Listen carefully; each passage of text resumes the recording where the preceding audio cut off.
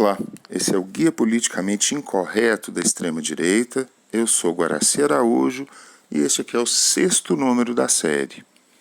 Hoje eu vou conversar um pouco mais com vocês a respeito da forma como o extremismo de direita se relaciona com as ideologias, com os discursos que orientam as pessoas na ação política.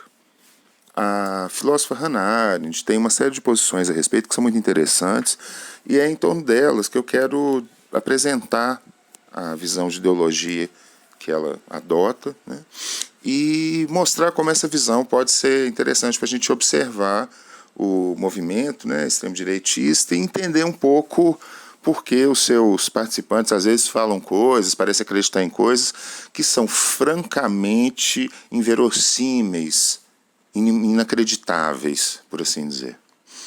A Hannah Arendt tem uma visão muito interessante a respeito do discurso político ou da ideologia.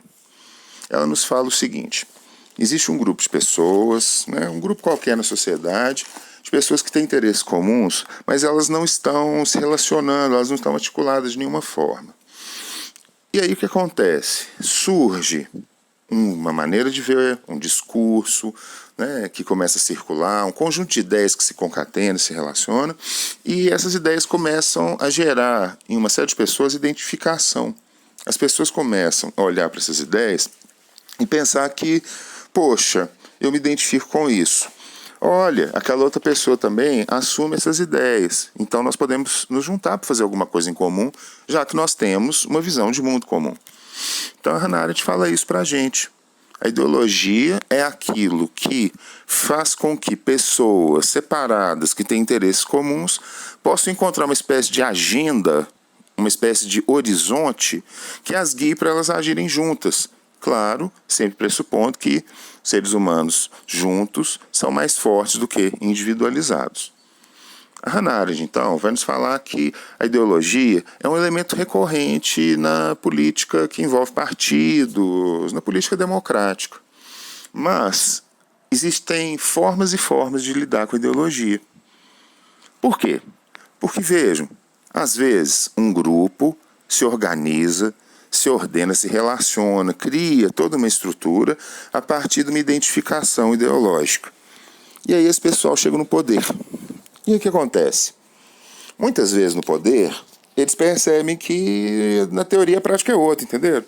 Que as coisas são um pouco diferentes quando você tem, de fato, que tomar decisões e produzir efeitos de grande, né, intensidade sobre muitas pessoas. Então, é muito comum que o ator político, né, que consegue ser eleito e começa a administrar uma cidade, um estado, um país, que ele perceba que não vai dar para fazer todas aquelas coisas, não vai dar para ser exatamente daquele jeito que se falava antes.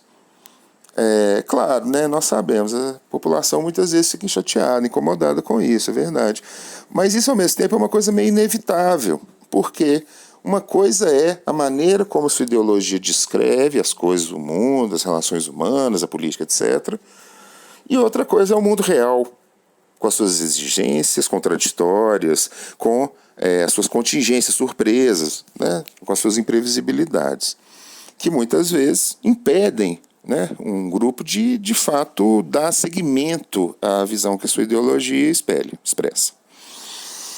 Ora, mas você pode também entender uma ideologia não dessa forma, não como um instrumento para juntar gente, mas como um conjunto de verdades a ser perseguidas.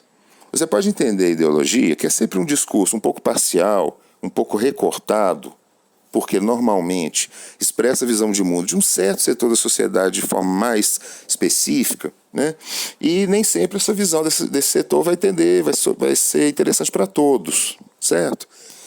Então, a ideologia que pode servir para as pessoas se organizarem, também pode servir para criar uma visão de mundo fantasiosa, irreal, fantástica, uma ficção mesmo, mas essa ficção começa a ser imposta por aqueles que estão no poder, por aquele grupo que conseguiu chegar ao poder utilizando aquela ideologia. A ideologia deixa de ser um fator de identificação e ação conjunta e passa a ser tomada como uma verdade a ser realizada. Então vejam, Vamos pensar isso no caso do nazismo. O nazismo adotou como elemento da sua ideologia o antissemitismo. Mas ele não adotou esse elemento só para juntar antissemitas. Ele adotou esse elemento para levar até as últimas consequências uma visão de mundo antissemita, ou seja, ele levou 6 milhões de judeus europeus à morte. Tenha um bom dia, se for possível, depois disso.